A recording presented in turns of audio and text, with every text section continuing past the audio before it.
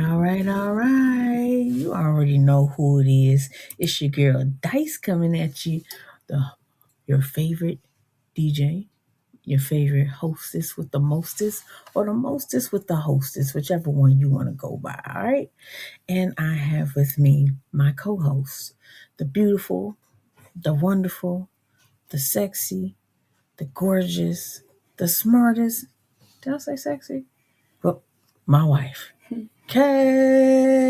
Hey, party's on.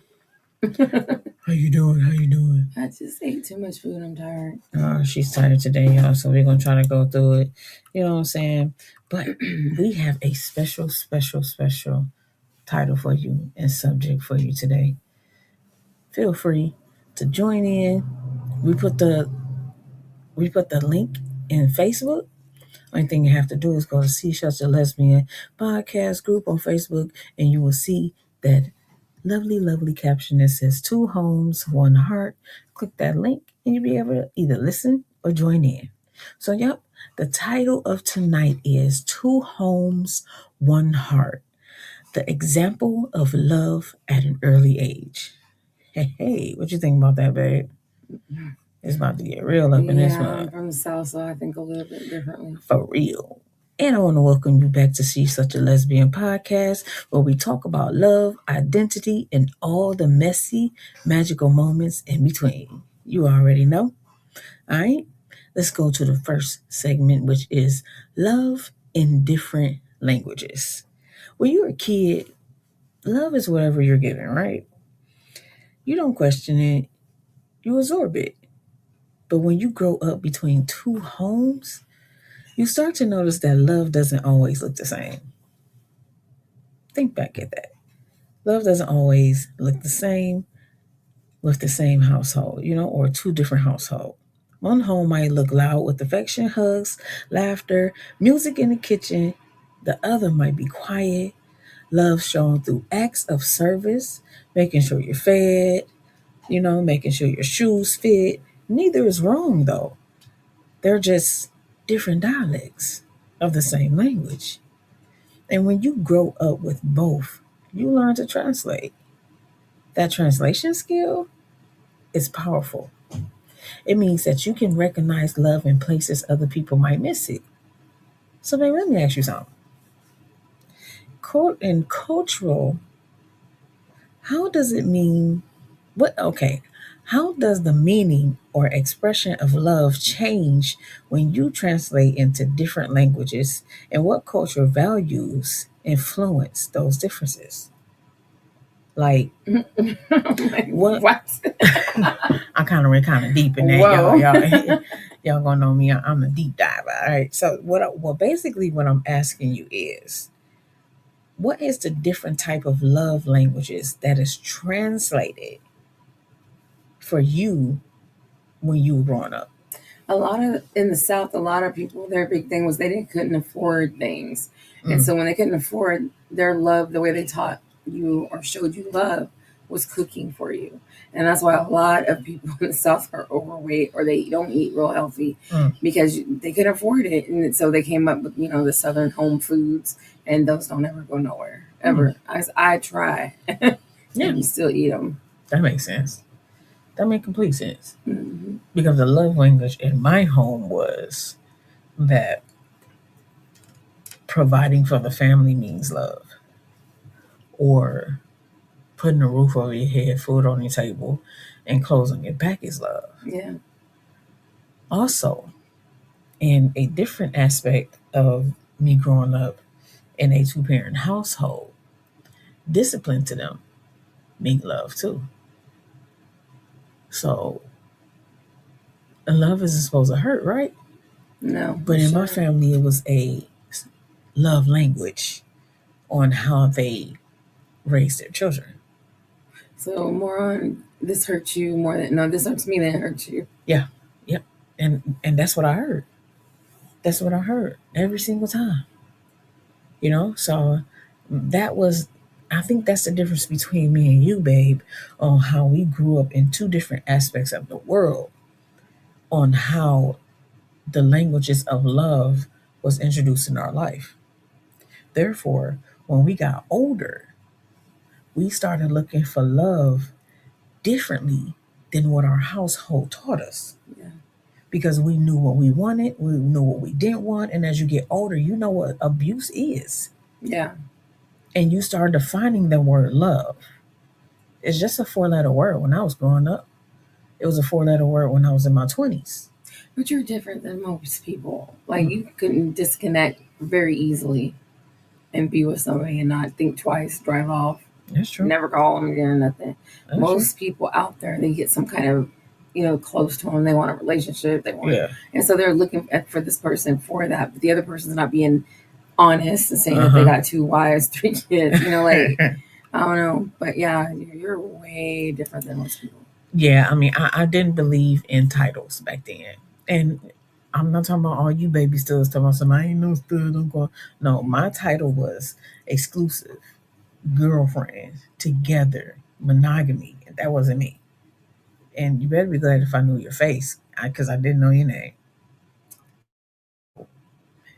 But what I was saying was, when me and my wife was growing up, when we started, she started earlier than I did, but she started looking for something that she knew she wanted something different, or what she thought love was supposed to be like, or thought how love is supposed to feel based on her upbringing.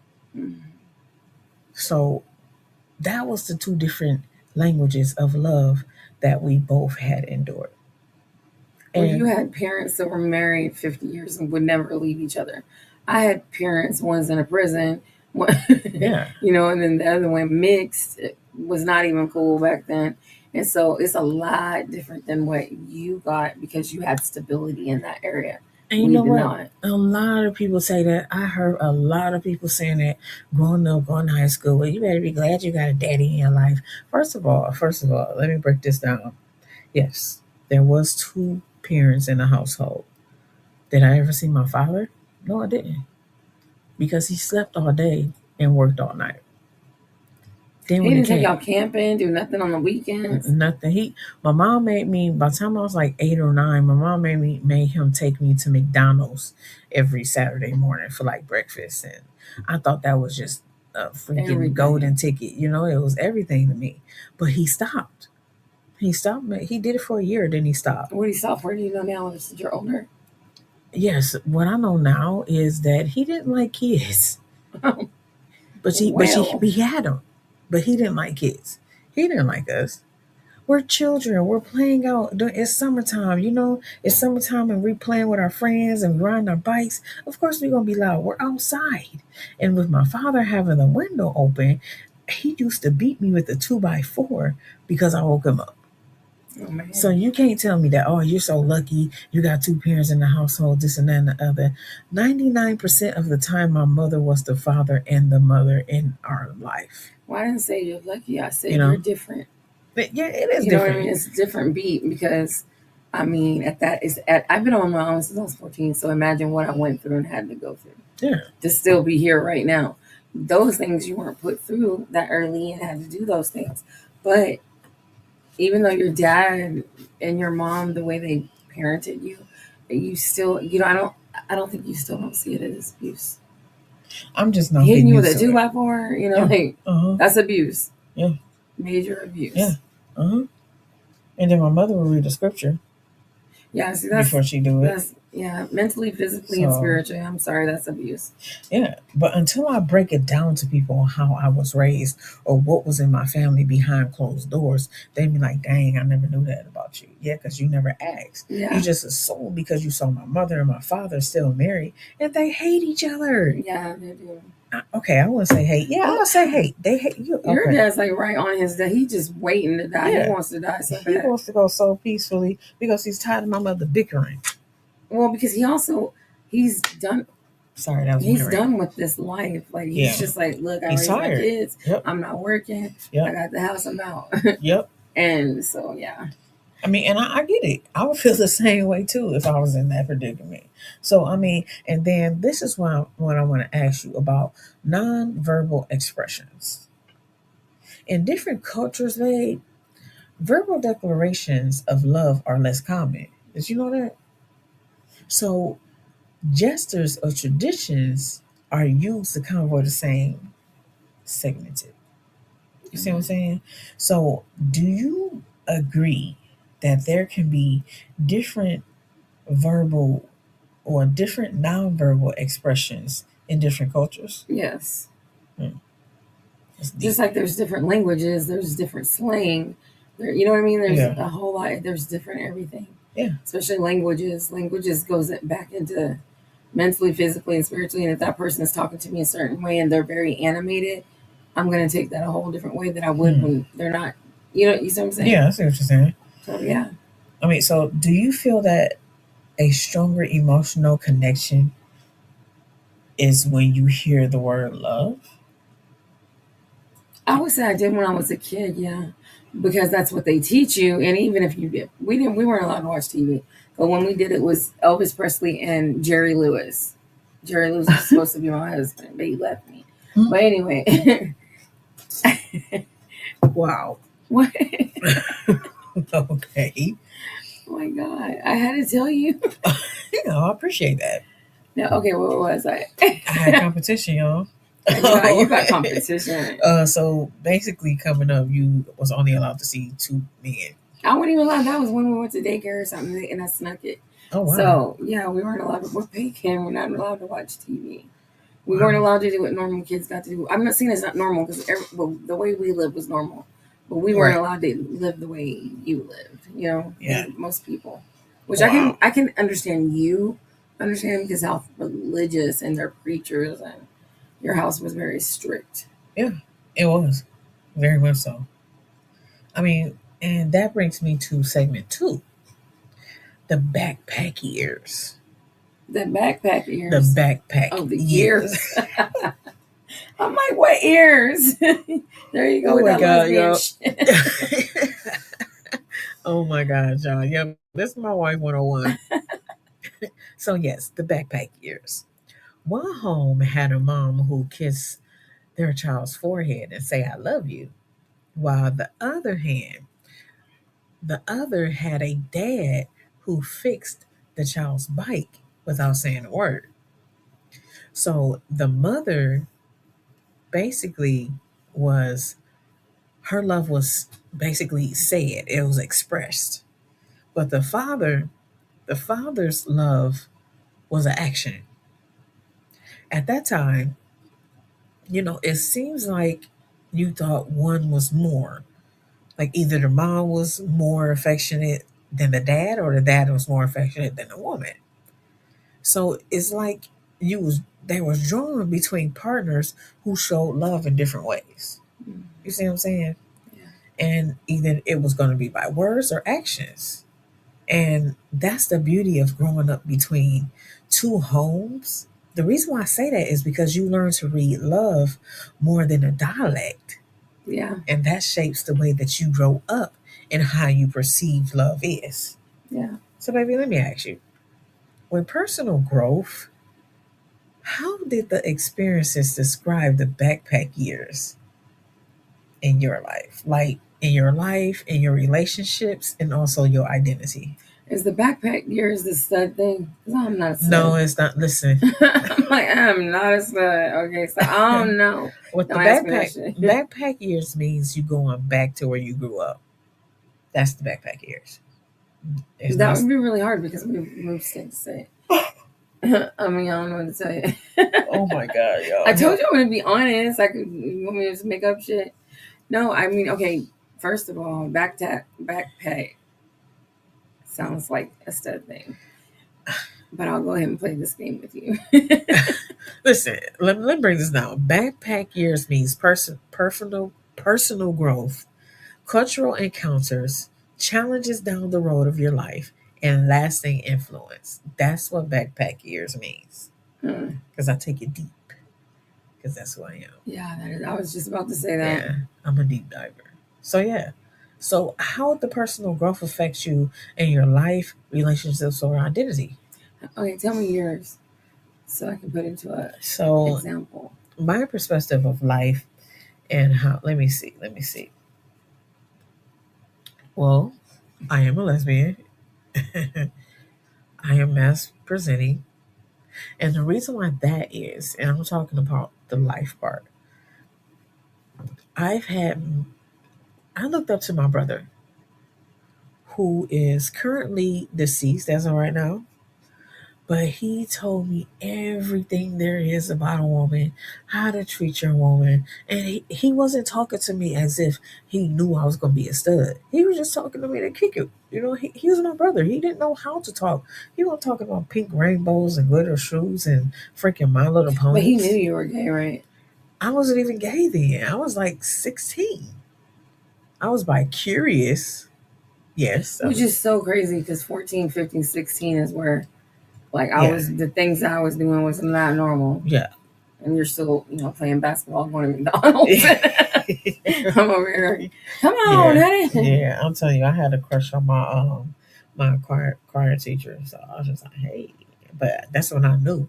Anyway, so the perspective of life is when I started listening to my brother on how to treat women, and that is, don't put your hands on a female. Don't. If you have a job and you have money, then your girl should have a job. I mean, that your girl should have the money. You know what I'm saying? Wait, if you have money, should have a job. I'm sorry, I'm thinking. If you have money, then your girl should have money. You know, if you and your girls walk into the door, who opens up the door first? You. Exactly. Because you don't let your girl touch anything filthy, so you save her hands to be as pure as you can. Did you know that?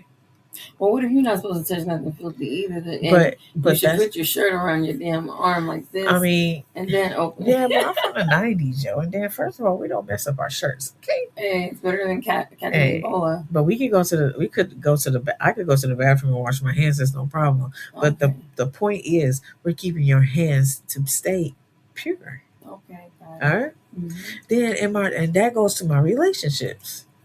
I pay for the bill. You eat. Don't worry about expenses. Don't worry about bills. I got you. That's relationships. Your wife shouldn't, or your girlfriend shouldn't ever tell you, hey, I got holes in my drawers. Can you take me to the store? No.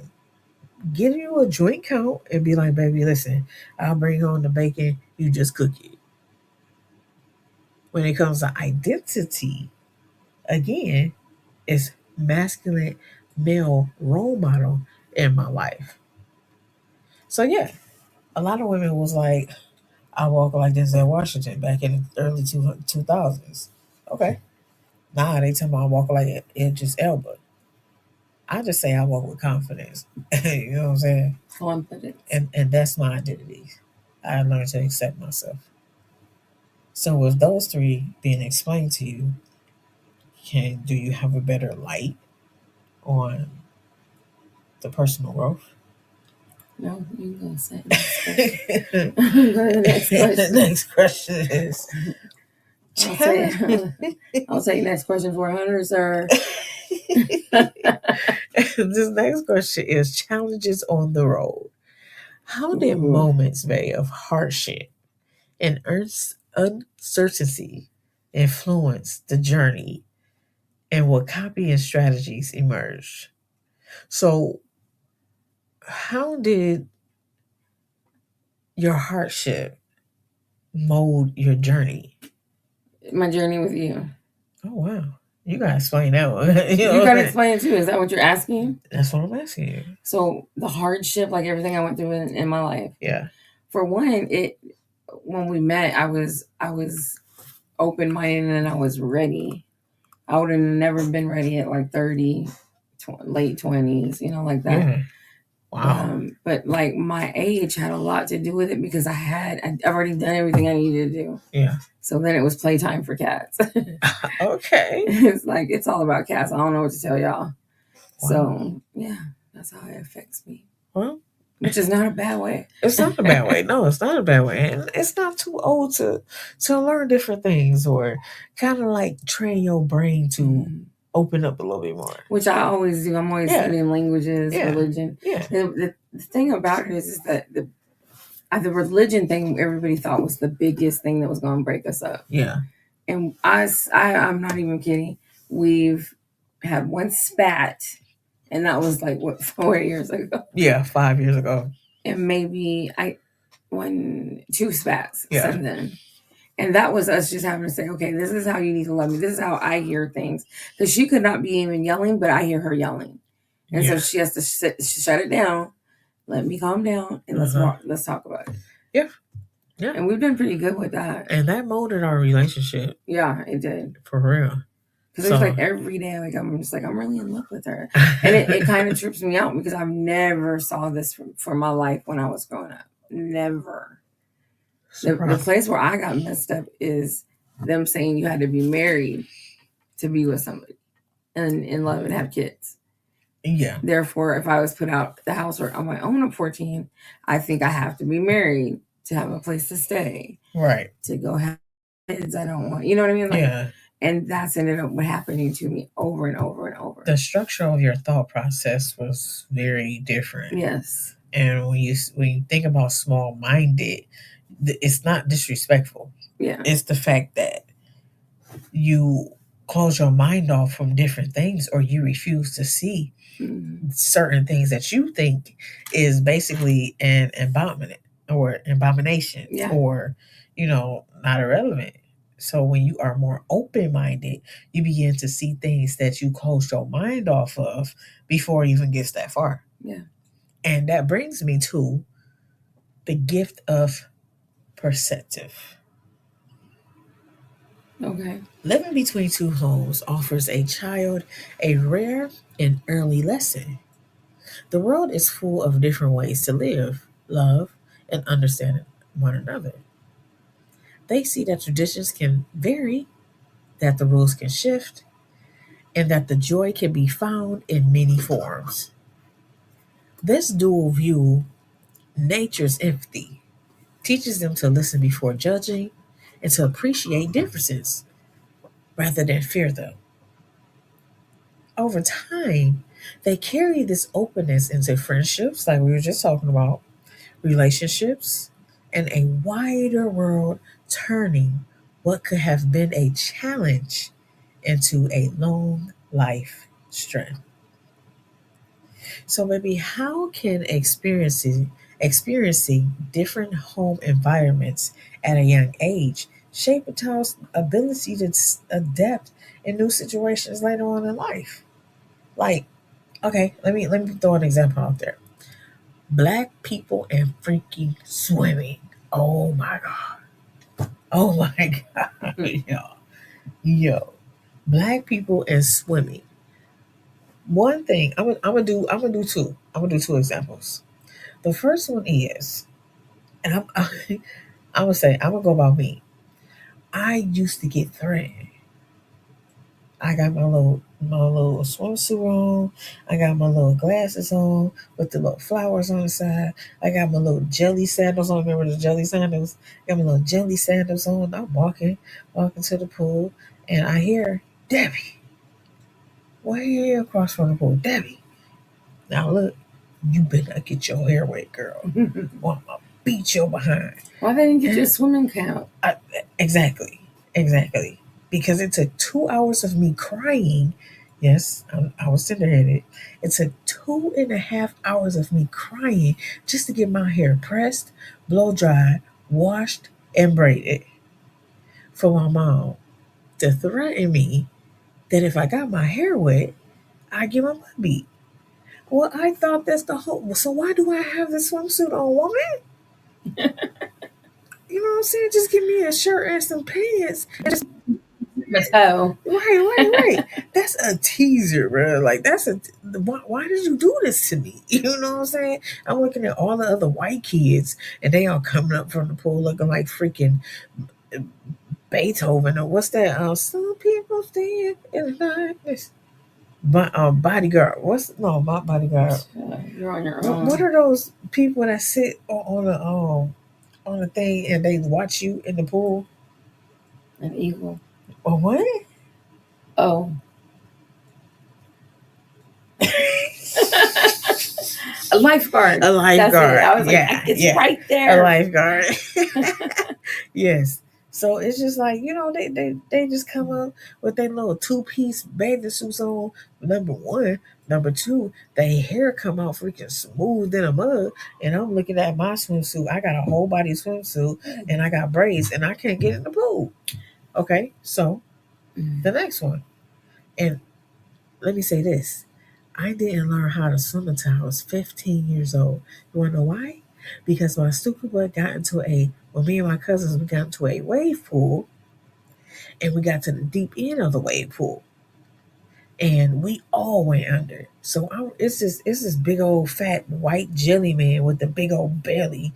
I go under, Michelin. and yeah, Michelin. And I'm trying to reach for his tube. You know what this man did? He smacked my hand off the doggone tube for me to drown. I was like, oh my God.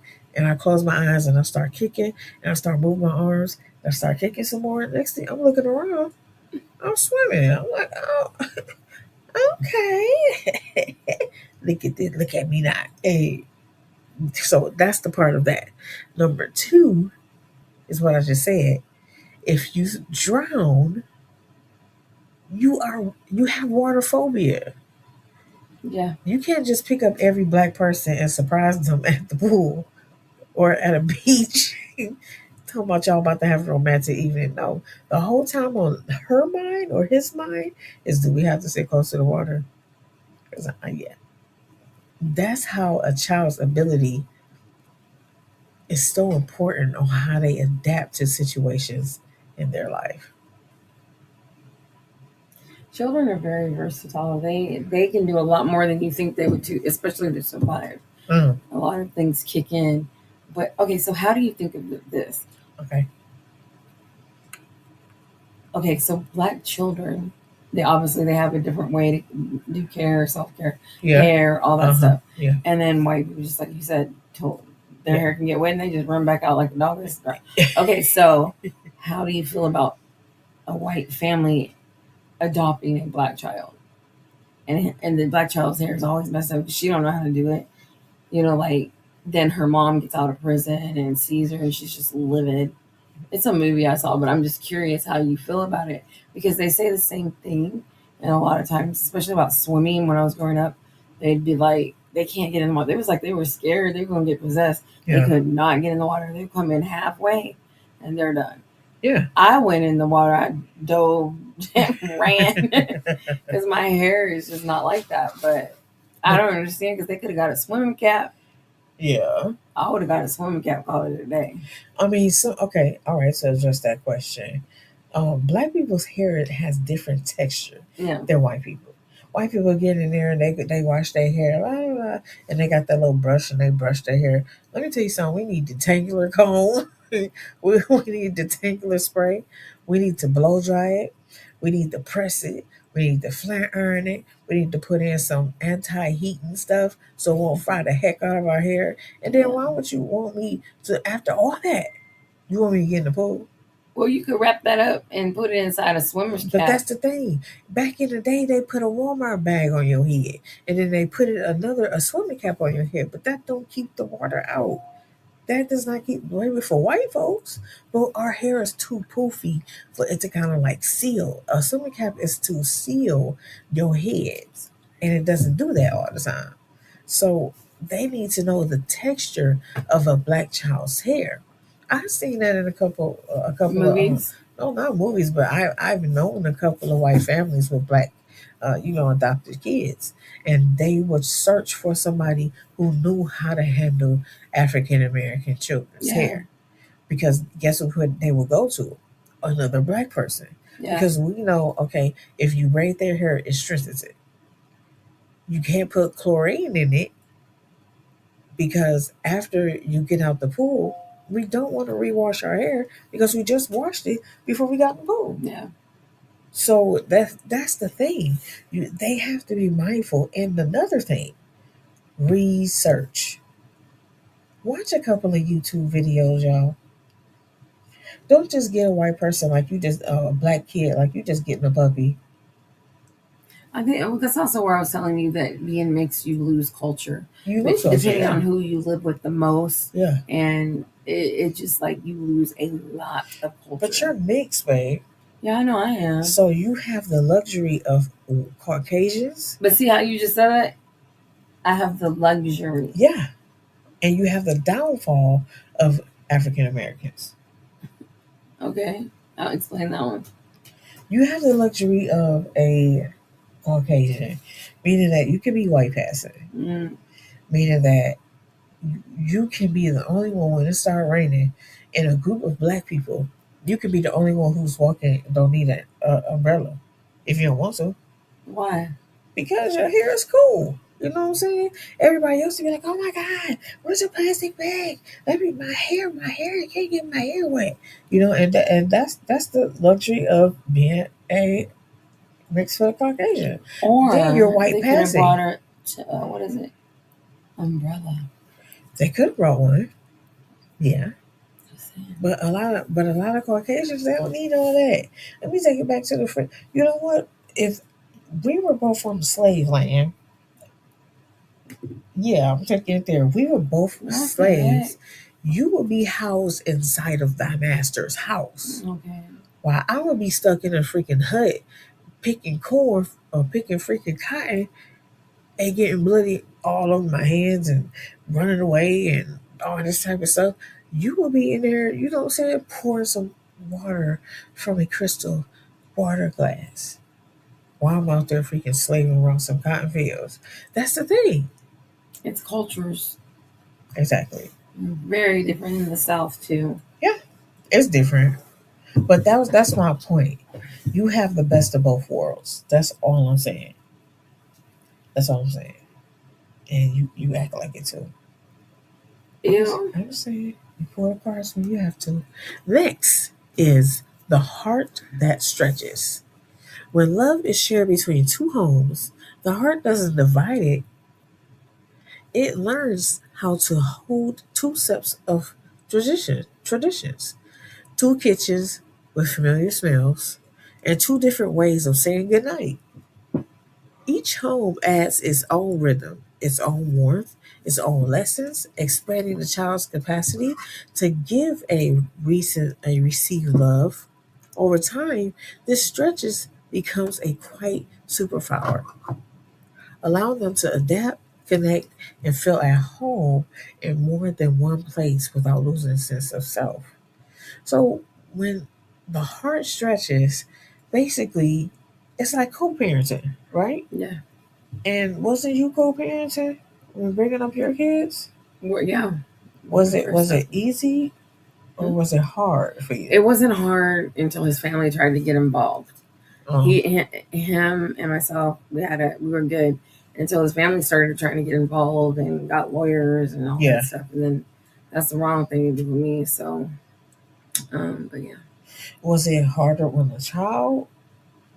The kids don't really notice anything because we co-parented pretty well, and they didn't really notice a lot of stuff that was happening. I've never talked bad, about her dad or anything to them out of respect. She hasn't figured out who her dad really, really was or how he acts until now, and she's almost 30. Wow. So. Because you never talked bad about him. Mm-mm. Wow. I mean, I had a lot of bad to say about him, but it's not even that. It was just, that would have been wasted energy because the kids love them so much as a whole. So if I did say stuff, it'd be them going over there and turning on me. Right. So. Yeah. Well, there you have it. And then roots in two gardens. A child with two homes learns that love can flourish in more than one place. Like a plant tended in two different gardens. They draw strength from various souls, each offering its own sunlight, shade, and care. One home might echo with laughter over shared meals, right? While the other one hymns with quiet moments understanding.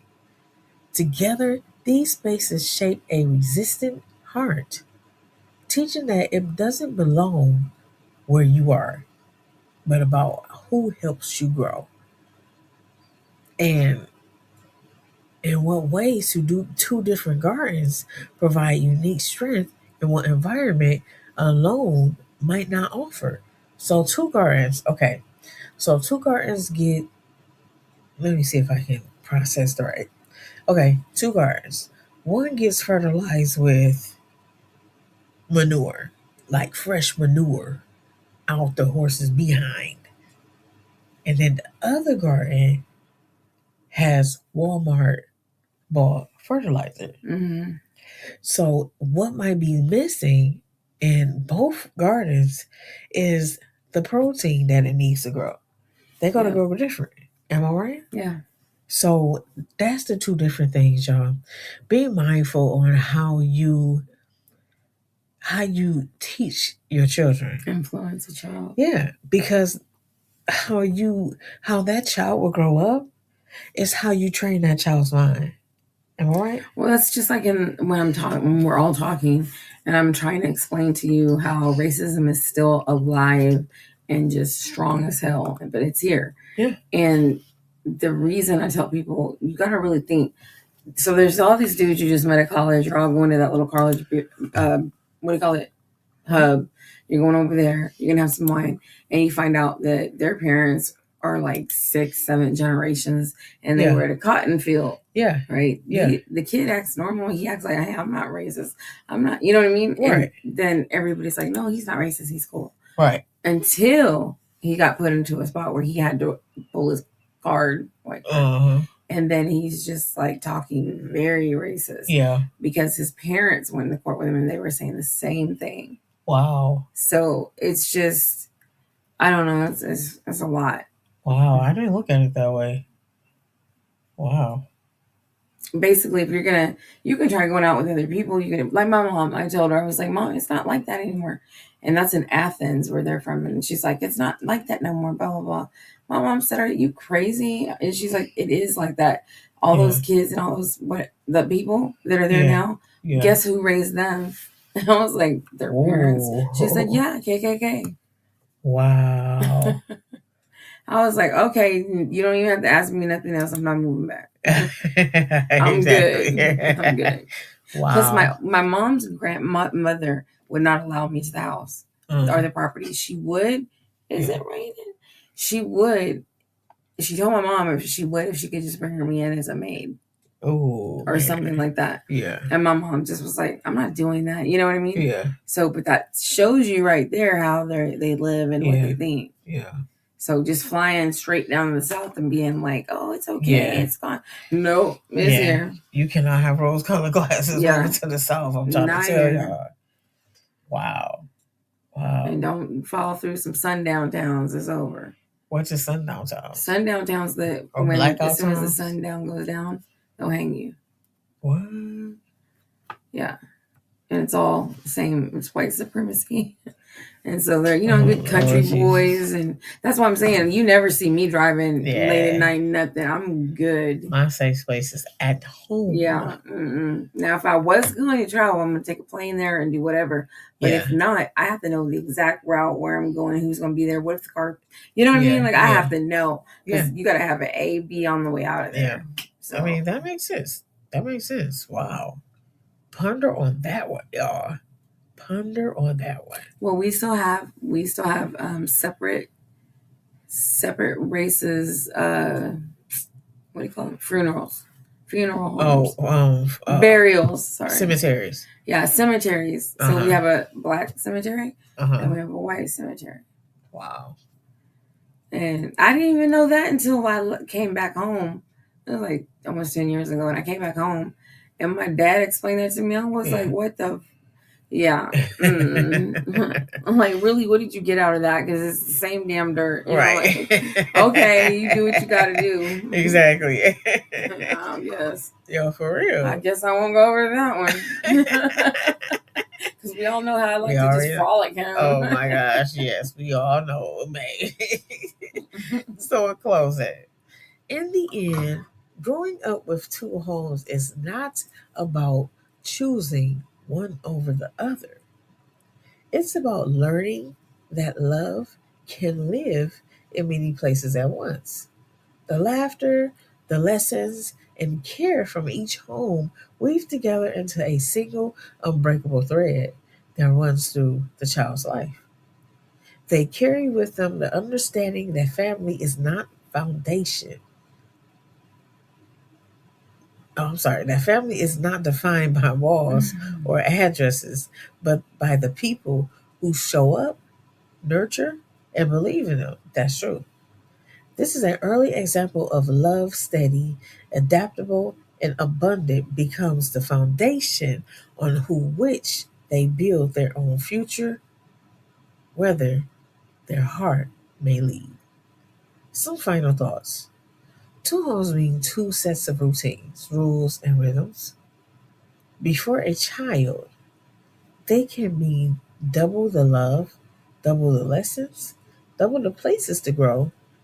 Each home leaves its mark shaping values, nurturing dreams, and offering different shades of comfort.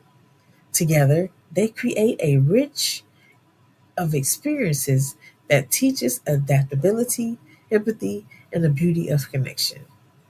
In the end, the heart learns that love is not bound by walls or distance. It explains to hold every person and place that has helped it bloom. Those are my final thoughts, y'all. You heard it from Nice, and you heard it from Cats. Yo, real quick, we have some merch, y'all. We got some merch. We got some merch. We got some merch. So, yo, Turn this way. I'll wear my She's Such a Lesbian podcast t-shirt. You can find it on seashirtsalesbian.com. The link in the bio. The link is in the bio. And coming up right now, y'all, I'm gonna play me and my wife's song, Still Fighting. Until next time, be real, be trill, and be honest to yourself, yo. All right, bye. Peace out.